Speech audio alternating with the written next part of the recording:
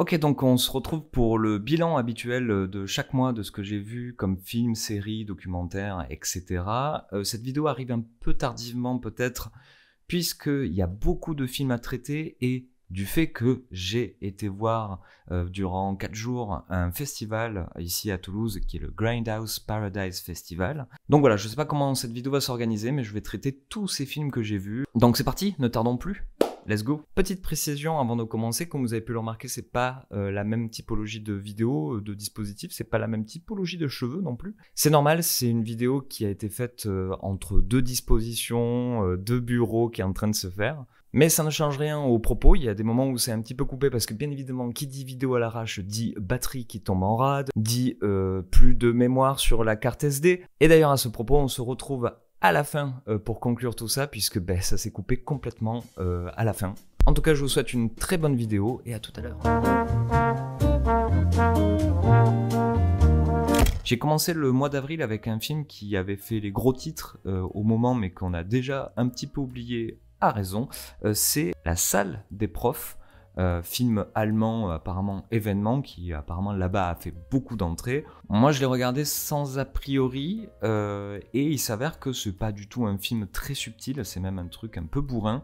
On est très loin de Entre les murs de Laurent Cantet, même de La vie scolaire de Grand Corps Malade qui portait avec beaucoup de maladresse aussi ce thème-là du collège et des problèmes systémiques qu'il pourrait y avoir. Je recommande d'ailleurs La vie scolaire, hein, c'est un film qui paraît pas comme ça mais qui est quand même assez bien fait. En tout cas beaucoup plus sincère que ce film qui en fait utilise l'enceinte du collège, des élèves, des professeurs pour en fait faire une sorte d'allégorie de la société avec des gros traits, pour ainsi dire. Quand j'ai compris qu'on était dans un truc un peu plus de fable que de chronique réaliste d'un système scolaire, je me suis amusé les 3/4 du film, puis la fin m'a un petit peu gonflé, notamment parce qu'il y a une sorte de fin ouverte, en tout cas il n'y a pas vraiment de conclusion à tout ça satisfaisante, en tout cas pour un spectateur qui regarderait une sorte de thriller bizarre. Donc voilà, on en a fait beaucoup pour pas grand chose. La Salle des profs, c'est un tout petit film qui se donne un peu des airs un peu de film arty parce que c'est filmé caméra à l'épaule, que le format de l'image carrée aussi donne ce côté-là. Mais en fait, on est juste devant une sorte de téléfilm TF1 très bien fait, mais qui est pas très impactant comme ça. J'ai découvert un classique de chez Classique qui me manquait de ce réalisateur que j'aime beaucoup, qui est Paul Verhoeven. J'ai enfin vu La chair et le sang, film qui se passe à l'orée du médiéval et de la Renaissance, en 1500, un truc comme ça, avec Roger Hauer et Jennifer Jason Leigh. C'est un très grand film, peut-être pas pour tout le monde, parce que même à l'époque, je pense qu'il était comme ça, quelque chose de très iconoclaste, pour ne pas dire, hein, vraiment, je pense que le mot est beaucoup trop faible par rapport à l'intention de Paul Verhoeven avec ce film et en général dans sa filmographie, puisque il nous décrit une époque de chair et de sang, mais aussi de caca et de sperme et de boue et de nichons nibards, de victuailles dégoulinantes et tout ça. Et c'est un vrai plaisir de regarder ce truc de sale gosse, ce truc qui casse tous les codes, et tout ça dans un souffle finalement épique comme on n'en voit jamais, très rarement en tout cas. Tout ça porté par la musique de Basile Poulidaris d'ailleurs, je crois qu'on dit, voilà, qui donne des accents très conaniens, qui est un film qui est assez cher à mon cœur aussi. Pour, voilà, comme une sorte de chronique anard et libertaire. Petit délire ce mois-ci, c'est que j'ai voulu revoir Stargate, ce film de Roland Emmerich, ce film incroyable, ce chef-d'œuvre. Non, je déconne, en le revoyant, je me suis rendu compte que le film était un peu un nanar en fin de compte. Un nanar qui se cache bien parce qu'il y a quand même pas mal de budget, on est encore dans un film qui passe aujourd'hui, malgré qu'il y ait beaucoup d'effets spéciaux à droite et à gauche, notamment faits par ordinateur. La musique aussi quand même aide à rendre la chose beaucoup plus noble que ce qu'elle est au fond.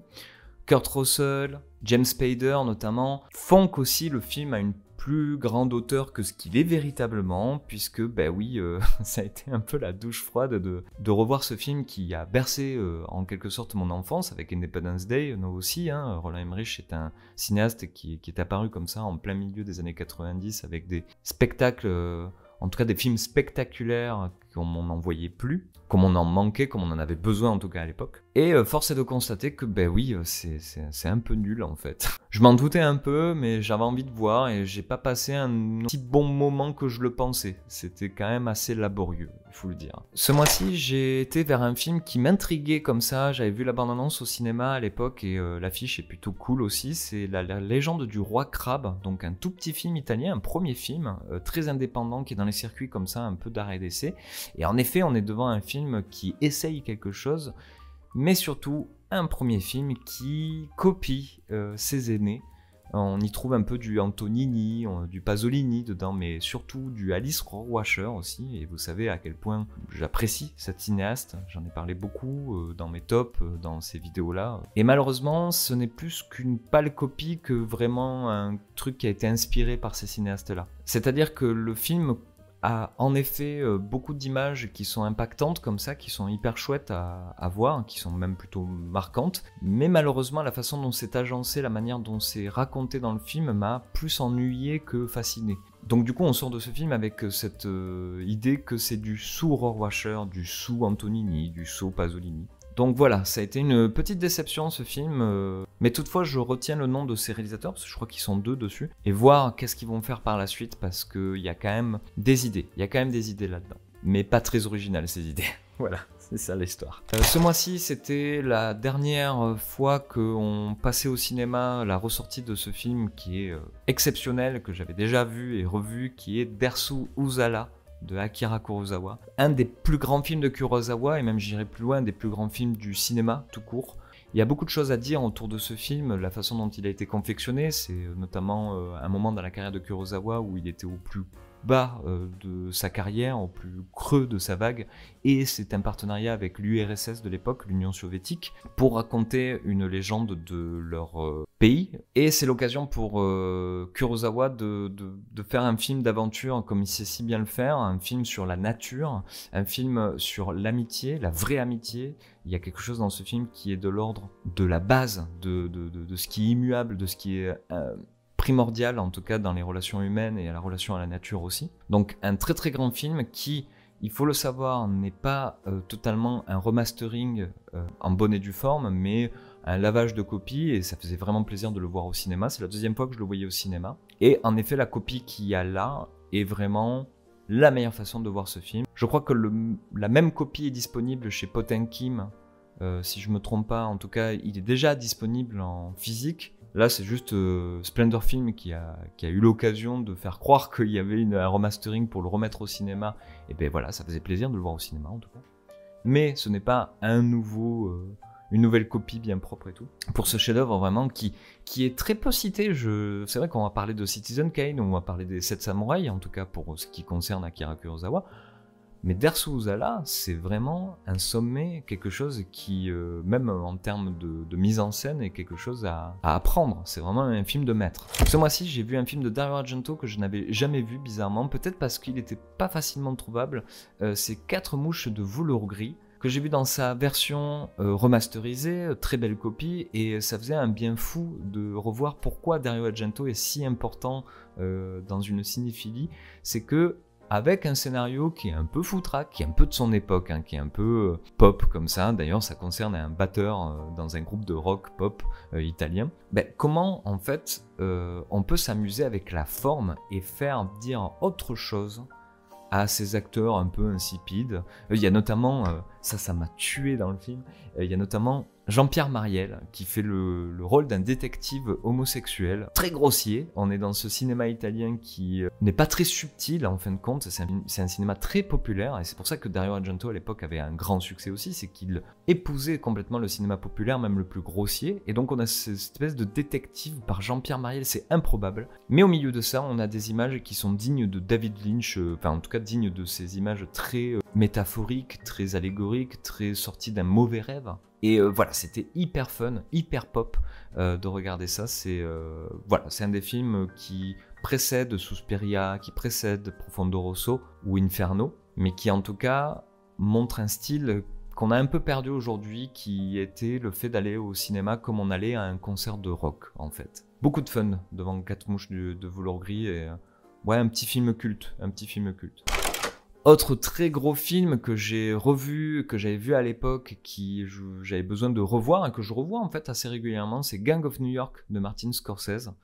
Film qui a ses défauts mais qui a aussi ses très grandes qualités. C'est un film qui a un rythme un poil trop rapide, je trouve, c'est-à-dire qu'on passe quand même la première heure à engranger des informations un peu complexes peut-être pour des Européens, peut-être plus limpides pour des habitants de New York ou voire des Américains, mais il y a dedans un soubresaut de films qu'on ne fait plus vraiment. C'est un gros film à studio, un gros film qui a été fait à Cinecittà avec des décors incroyables, avec des costumes incroyables, qui n'a pas peur de faire une approche très comics, très BD finalement de quelque chose qui est abordé de manière réaliste, historiquement en tout cas. Non, on a dedans ce fameux personnage du boucher de Daniel Day-Lewis qui est vraiment croqué comme ça, comme un personnage de BD et qui joue vraiment de manière premier degré. Et vraiment, l'interprétation de ce personnage se joue vraiment sur une ligne. C'est assez drôle à voir. Je ne sais pas si on oserait faire ça encore aujourd'hui. Mais voilà, beaucoup de fun devant ce film qui était passé sur Arte, donc il doit être disponible encore peut-être à la vision gratuitement sur leur chaîne YouTube, et qui est un sommet, en tout cas un film important de la filmographie de Martin Scorsese, et toujours aussi intéressant à revoir. Voilà. J'ai vu un documentaire ce mois-ci qui s'appelle Rewind and Play, qui parle de Thelonious Monk, jazzman très connu, pianiste. Et ce documentaire utilise les rushs qui ont été faites pour une émission de télé qu'il faisait à Paris, qui revenait sur sa carrière, sur le génie qu'il est. Et c'est un documentaire très expérimental. Vraiment, il est pareil, il était diffusé sur Arte en avril. C'est très expérimental, on est toujours sur des plans très serrés sur Thelonious Monk, sur les gènes qu'il peut y avoir de se mettre à la télé, le dispositif d'un plateau de télé, le milieu du jazz un peu intellectuel parisien, le rapport de cet afro-américain au milieu de l'intellectualisme blanc parisien qui est là, et aussi le fait d'intellectualiser quelque chose qui est plutôt de l'ordre de la pulsion, de l'inspiration, voilà. Donc moi c'est un truc qui m'a plutôt plu, c'est une forme très étonnante, très qu'on voit pas ailleurs, c'était intéressant, c'est inspirant. Après je peux comprendre que c'est le genre de documentaire sur lequel on fait un petit roupillon, ou alors qu'on ne regarde pas du tout parce qu'on se dit que quand même c'est un petit peu sophistiqué pour rien. Rewind and Play, c'était expérimental, c'était cool, ça m'a plu. Peut-être que dans un autre jour, ça m'aurait pas plu. Et on passe à la review du festival Grindhouse Paradise qui se passe à Toulouse chaque année et qui concerne des films fantastiques, d'horreur, un peu chelous comme ça, un peu à côté, qui concerne souvent des premiers films. D'ailleurs, la compétition ne concerne que des premiers films. Et plutôt que de vous faire la review de chacun des films que j'ai vus, j'en ai vu 15 au total, je vais vous parler de ce qui m'a le plus plu et qui seront peut-être des petites découvertes ou des films qui vont peut-être sortir dans un an ou deux. Ou qui sont trouvables en VOD. Donc c'est parti. Le film d'ouverture du festival était un film qui était plutôt attendu dans les sphères comme ça d'horreur, de fantasticophile.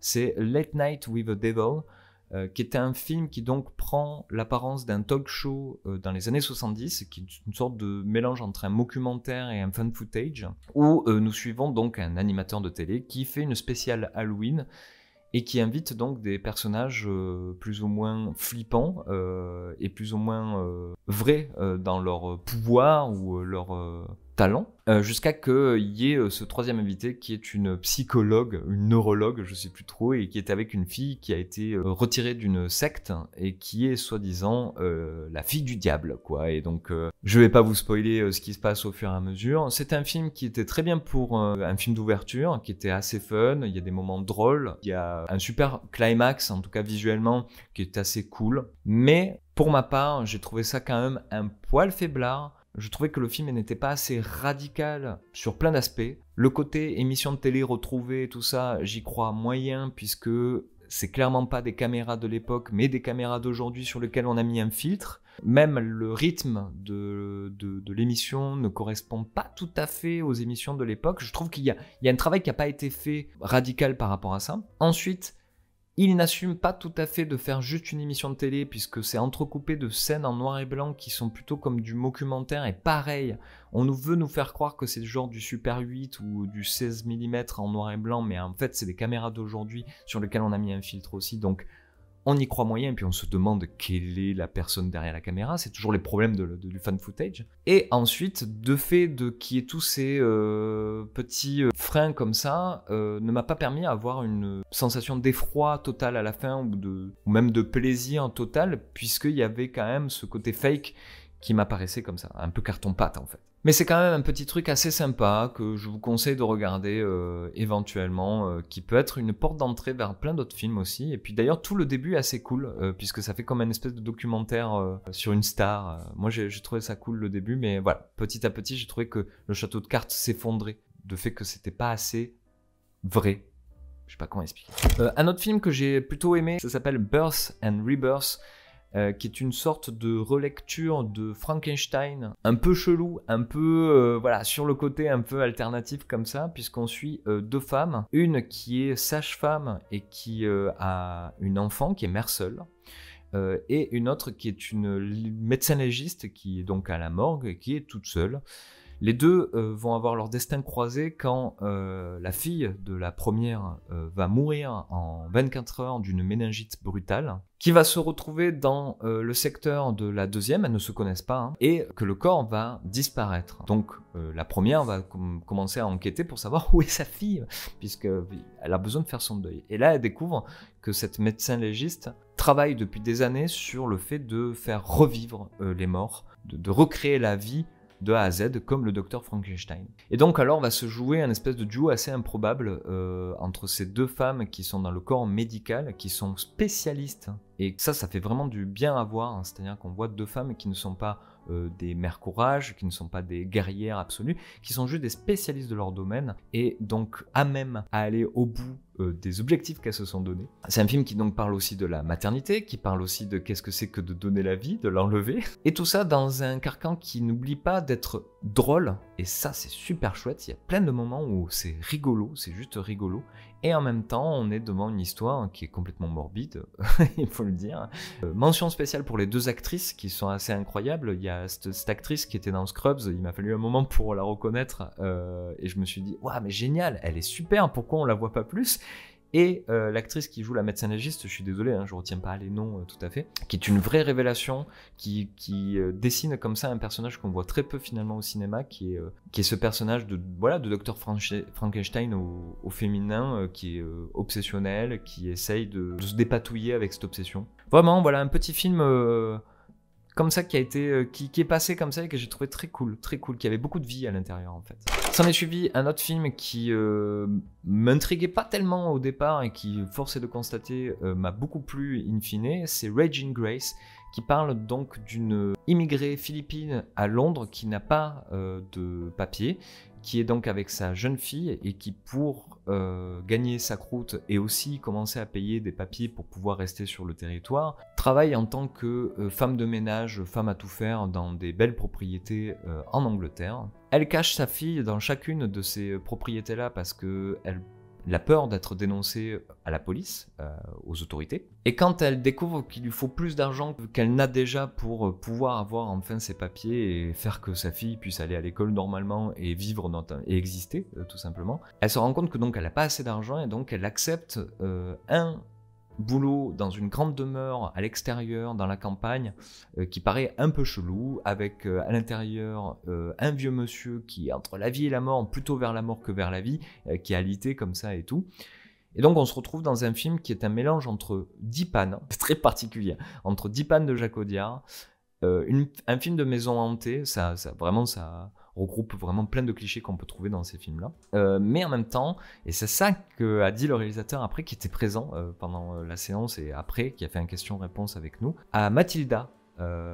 Et ça, c'est vrai qu'il y a vraiment toute l'énergie, le rythme qu'on peut avoir dans ce film-là. Ce que je n'attendais pas du tout au départ, je me suis dit ça va être un film qui va être très sérieux, très ronflant comme ça, et qui va croire en ces figures horrifiques comme si on ne l'avait jamais vu. Non, au contraire, il joue avec ça et l'émotion se trouve bien ailleurs. C'est une émotion qui va être plus de l'ordre humain par rapport au fait d'être immigré, par rapport à l'histoire de son pays. Vraiment un film très très intéressant et je vous conseille d'écouter ou de lire des interviews de ce réalisateur. Notamment, il a fait ce film-là, notamment en totale réaction avec le Covid, où sa propre mère, elle-même philippine, de base, qui est infirmière, qui était infirmière puisqu'elle était partie à la retraite, a pendant le Covid quand même été à droite et à gauche, a été dans les premières lignes et que ça l'a mis en rage totale et que ce film est une sorte d'exutoire et de transformer cette rage en grâce, Raging Grace. Étonnamment, vraiment un film très très intéressant et j'espère que vous aurez l'occasion de le voir.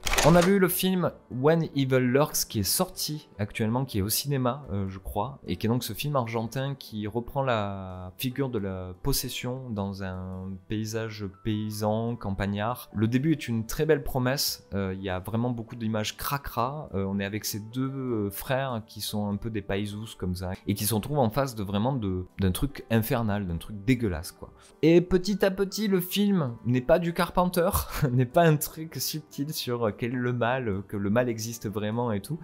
Ça devient plus une espèce de cirque comme ça, un peu rigolo, avec plein d'images cracra et plein de moments que ça faisait vraiment longtemps qu'on n'avait pas vu dans des cinémas comme ça, gore, d'horreur. C'est-à-dire que c'est un film qui ne joue pas sur le hors-champ. Enfin, il faut quand même s'apercevoir que ça fait une ribambelle d'années qu'on voit des films d'horreur qui ne montrent pas la scène choquante, la met hors champ.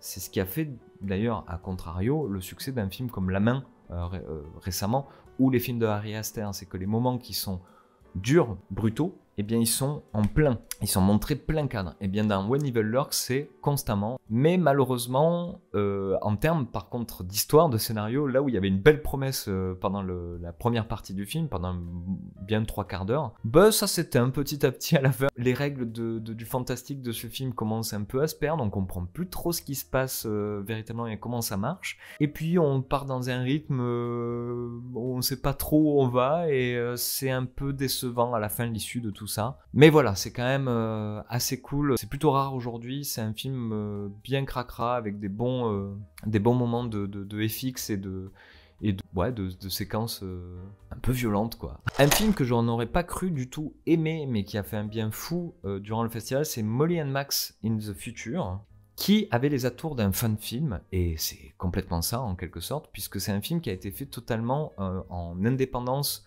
presque dans sa chambre, avec des fonds verts, avec de la 3D, par ce réalisateur qui a voulu faire Harry en rencontre Sally, mais dans un univers type Futurama. La promesse comme ça, bon, pourquoi pas, mais en fait ça fonctionne complètement. Il y a un truc hyper cool dans ce film, il y a un truc qui en fait se porte beaucoup plus sur le jeu des comédiens et sur la manière dont est scénarisée la chose. On est dans une efficacité type sitcom hein, dans ce film. On retrouve les émotions qu'on pourrait avoir devant Seinfeld ou devant How I Met Your Mother par exemple. C'est très très rythmé, il y a des vannes qui fusent quand même toutes les 2 minutes. Mais tout ça dans un univers de science-fiction qui est très drôle, qui fait penser du coup à l'humour de Futurama ou de Rick et Morty. Donc j'espère que vous allez pouvoir un jour voir ce film parce qu'il est très très fun. Il est fait avec le cœur et on voit tous les trucs qui ont été craftés comme ça avec la main. Il y a des maquettes un peu partout et tout ça. Et voilà, j'ai passé un très bon moment devant et notamment par le message qu'il procure puisque c'est un message plutôt positif et c'est de plus en plus rare ça aussi. Donc voilà, Molly and Max in the Future, petite pépite comme ça cachée qui est pas un très grand film mais qui marche bien et qui est voilà un film de sous-culture un peu que j'aime bien, que j'ai beaucoup aimé. On a vu pendant ce festival le 100 of Beavers dont tout le monde parle un peu à droite et à gauche, qui est un film aussi, il faut pas se leurrer, qui fait partie vraiment de la sous-culture aussi. Pour ma part, je trouve que il est très efficace, il y a des moments très drôles, c'est vraiment mon délire aussi, mais c'est quand même pas très beau. Et d'ailleurs, le réalisateur en joue à l'intérieur, puisqu'il s'amuse un peu des limitations techniques qu'il a pour créer de l'humour, pour créer du comique aussi. C'est notamment cette suspension totalement de crédulité auquel on assiste tous et auquel on est conscient tous, c'est le fait de voir des animaux en mascotte en fait. Enfin, ça c'est un truc quand même, voilà. Mais là où on aurait pu croire que c'est un film qui n'aurait marché que sur 30 minutes et après ça allait être un peu redondant, ils arrivent à renouveler quand même l'intérêt tout le long du film jusqu'à aller à des sommets quand même de folie, de slapstick qu'on a rarement vu et que en tout cas on ne voit plus vraiment, même dans le dessin animé. Donc voilà, c'est le film qui a reçu le prix du public lors de ce festival-là. Pourtant, moi, c'est pas forcément celui que j'ai préféré. même si je me suis tapé une belle barre devant et que quand même c'est bien cool. Il y a quand même du cœur à l'ouvrage là-dedans et beaucoup de moments qui sont quand même des petites leçons de mise en scène. Puisqu'il y a eu ce film que j'attendais pas du tout et qui s'appelle The Complex Forms, et qui est un film italien d'1h30, une espèce de flèche comme ça, qui m'intéressait comme ça quand j'ai vu la programmation, ne serait-ce que parce que esthétiquement il avait l'air assez intéressant. Ça fait beaucoup d'intéressant dans cette phrase. Mais en fait, ça m'a vraiment botté comme type de film. C'est un film donc un peu expérimental, même carrément expérimental, qui est une grosse métaphore pour plein de choses, et qui est à la lorgnée comme ça des David Lynch des premiers temps. On pense à Eraserhead, on pense à Elephant Man, mais aussi de cinéma italien beaucoup plus social des années 70, bizarrement. Je m'y attendais pas du tout, puisqu'on suit comme ça 3 hommes blancs qui ont une vie de travail qui a été un peu frustrante, parce qu'ils ont été virés, parce qu'ils ont été cassés. Donc il y a une espèce de discours comme ça que je m'y attendais pas du tout, qui donc vont séjourner dans une espèce de grand manoir au milieu de nulle part, où rendent visite de temps à autre des espèces de formes venues d'ailleurs, des sortes d'extraterrestres apparemment, qui ont un design magnifique, incroyable, qui vient d'une réflexion qui est, ma foi, très intéressante, puisqu'ils sont censés incarner quelque chose qui est sacré, quelque chose qui, comme si c'était un peu des églises sur pattes, des choses comme ça, en tout cas des temples sur pattes comme ça. Bref, il y a beaucoup de choses intéressantes dans ce film et qui m'a donné vraiment cette espèce de coup de cœur. Moi, c'est ça que j'attendais un petit peu dans ce festival de films sortant comme ça des sentiers battus, quelque chose qui est difficile à définir, qui n'est pas forcément excessivement bien fait, mais qui regorge de tellement de choses qui sont potentiellement cultes et qui mènent à la réflexion et qui choquent et qui te bougent un peu à l'intérieur. Complex Forms, voilà, si vous avez l'occasion de le voir quelque part, là il est en train de faire le tour des festivals. C'est un film qui a été fait aussi de manière plus qu'indépendante, puisque c'est un réalisateur et sa productrice qui ont dit « Fuck, on n'arrive pas à le vendre, ce film, on va le faire tout seul ». Un film que j'ai envie de revoir. Et peut-être que c'est mon coup de cœur du festival, mais qu'après je vais me dire ouais, c'était pas si fou en vrai. mais en tout cas, voilà, Complex Forms. L'occasion de ce festival, c'est aussi de voir un film. Ils font toujours un espèce de film classique qui ressortent pour l'occasion. Et cette fois-ci, c'était pour moi, je vous ai parlé de Dersu Uzala dans cette vidéo, qui est un des sommets pour moi du cinéma. Je vous ai parlé de Paul Verhoeven avec La chair et le sang, qui devient un nouveau film qui rentre dans mon panthéon. Et bien voilà, un film qui est dans le cinéma, dans mon panthéon, c'est Robocop de Paul Verhoeven. Ça faisait plaisir de le revoir, je le connais quasiment par cœur, donc voilà, c'était pas étonnant pour moi, mais voilà, très grand film. Si vous connaissez pas Robocop, il faut foncer de suite. C'est un film qui est comme ça, une flèche aussi d'1h30, qui n'a pas perdu de sa verve, complètement iconoclaste et voilà, que je casse tous les murs qu'il peut y avoir de la société. C'est très rigolard, c'est très cool. Regardez Robocop, merde, regardez-le.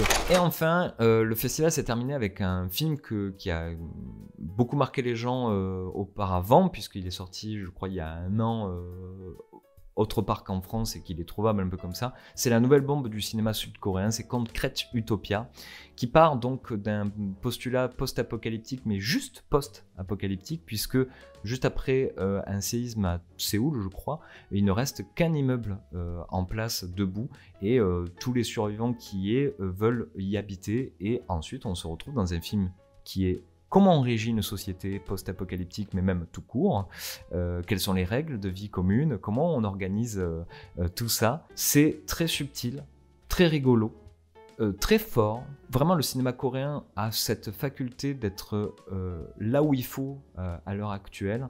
Et même si je trouvais un peu le final dans les travers du cinéma coréen, c'est-à-dire over dramatique, over tout, la plus grande partie du film, je me suis dit waouh, c'est encore hyper pertinent par rapport à la société dans laquelle on vit, par rapport dans le monde dans lequel on vit. C'est une super belle parabole, c'est un super film. Voilà, regardez Concrete Utopia, je suis pas le seul à le dire, mais c'est super, voilà. En tout cas, ça a été encore un grand plaisir d'assister à ce Grindhouse Paradise Festival. Il y a toujours une ambiance chaleureuse, conviviale comme ça. Ça a été un vrai kiff cette année, c'est la 2e fois que je le fais, et c'est toujours aussi bien. J'espère que cette vidéo vous a plu, que vous avez pu picorer 2-3 choses dedans. On se retrouve le mois prochain avec le même type de vidéo sur le bilan du mois. et peut-être aussi une autre vidéo, j'en parle à chaque fois. Cette fameuse vidéo a demandé quand même pas mal de recherche et de boulot comme ça, de montage. En tout cas voilà, je voulais vous dire que ça avance et que ça va arriver. J'espère que vous serez au rendez-vous à la sortie de cette vidéo, comme vous l'êtes pour toutes ces vidéos-là, à mettre des likes et des commentaires. N'hésitez pas à vous abonner, à en parler autour de vous. Et sur ce, je vous dis à très bientôt. Ciao Internet.